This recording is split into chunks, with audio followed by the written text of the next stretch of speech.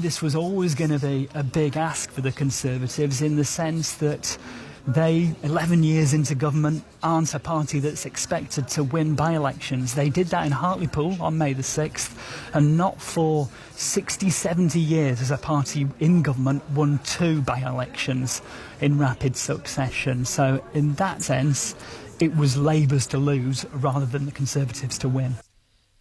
Our reporter Spencer Stokes, who was at the count. We're going to be speaking to the Labour Party after 7 on 5 Live Breakfast.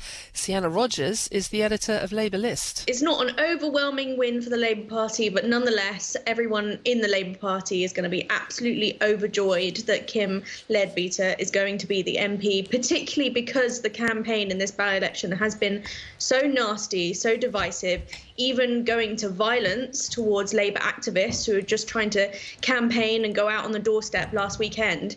The fact that it got to those levels of tension, of outright aggression and physical assault means it's all the more important that the former seat of Jo Cox, who was obviously murdered by a white supremacist, the fact that it's now going to be held by her sister, who largely ran a campaign based on local issues, things like the state of the streets, protecting green spaces, things that the local people really cared about. Those were their top priorities.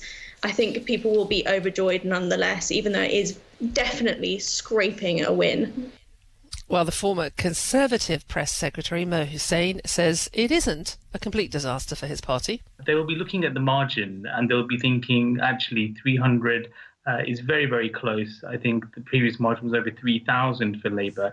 And there will be a lot of focus on battling spend when we get to the next election in terms of what else could the Conservatives have done? Was there an issue with the on-the-ground operation on the day? Can they do that better? But in terms of